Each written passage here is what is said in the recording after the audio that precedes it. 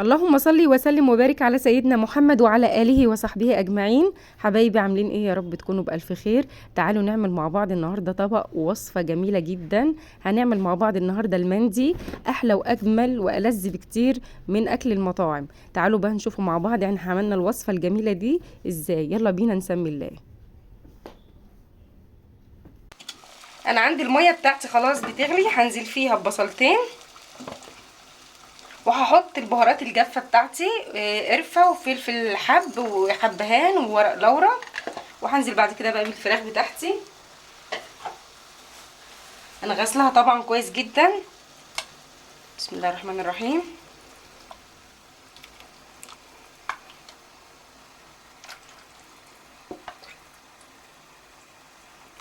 هنسيب بقى الفراخ بتاعتي لما تستوي خالص، وبعد كده هنبتدي نعمل مع بعض الرز، عشان لازم نسوي الرز بالشوربه بتاعت الفراخ. احنا ممكن طبعا نعملها بفراخ كامله، بس انا طبعا عشان عندي في البيت بيتخانقوا بقى على الورك، فانا حبيت اعمل الوصفه دي كلها بوراك الفراخ.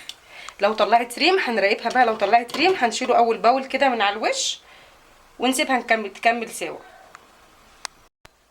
هضيف طبعا معلقه الملح، بس كده خلاص. انا عندي الفراخ بتاعتي خلاص استوت، هبتدي بقى اطلعها. بسم الله الرحمن الرحيم. وبعد كده هنعمل بقى مع بعض الرز بتاع المندي. عندي بقى الحله على النار فيها سمنه وفيها زيت. هنزل بالبصله كده متقطعه كده مكعبات صغيره،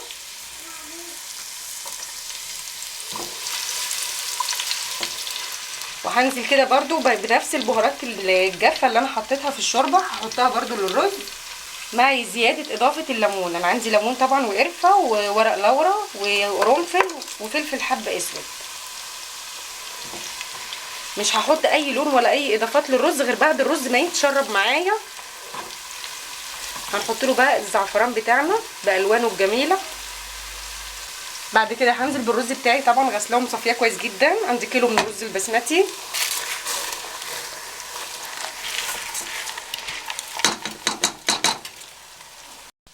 هنضيف له الرز الشوربه اللي احنا سلقنا فيها الفراخ.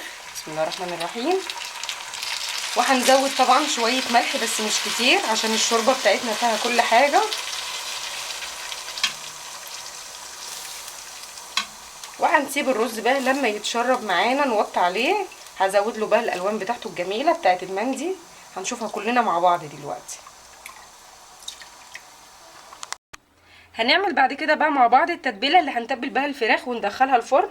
عندي هنا معلقتين كبار من الزبادي، هضيف عليهم معلقه كبيره من الصلصه، وهضيف عليهم التوابل بتاعتي، شويه من الملح وشويه من الفلفل وشويه كاري وشويه كركم. وهنزل بمعلقتين من الزيت، وهقلبهم كده، وهندهن بيهم الفراخ من جوه ومن بره عشان تبقى كلها واخده نفس الطعم ونفس اللون.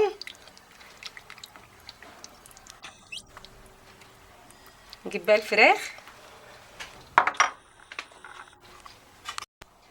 هندهن الفراخ طبعا من جوه كده الاول، وبعد كده هنقلبها على الناحيه التانية وهندهنها برضو بنفس التتبيله دي.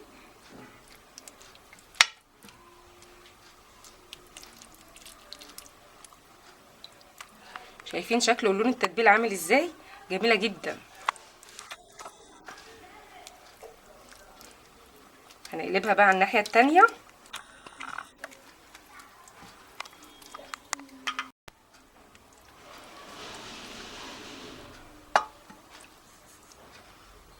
عايزه تضيفي بهارات او تنقصي بهارات من الحاجه دي براحتك زي ما انت عايزه، بس انا بعملها كده بالطريقه دي.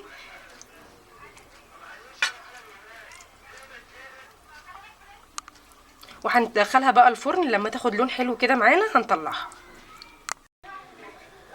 الرز عندي خلاص وطيت عليه واتشرب معايا خلاص، دخل في السوا. هضيف له بقى الالوان بتاعتي بتاعت الزعفران. بسم الله الرحمن الرحيم. هنضيفها بس مش هنقلب خالص.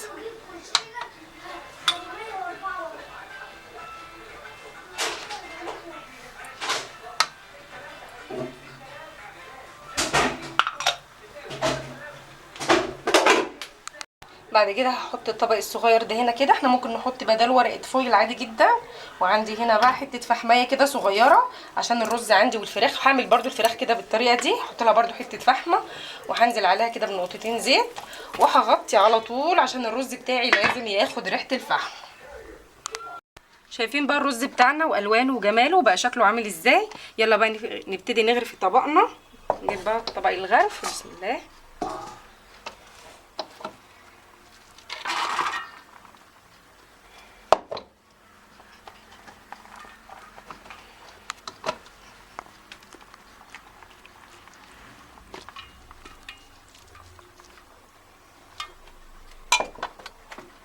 بسم الله ما شاء الله.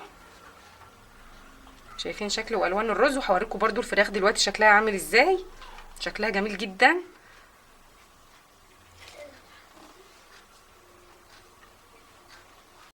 بصوا شايفين شكل ولون الفراخ عامل ازاي. بسم الله ما شاء الله شكلها جميل جدا. وصفه في منتهى الجمال.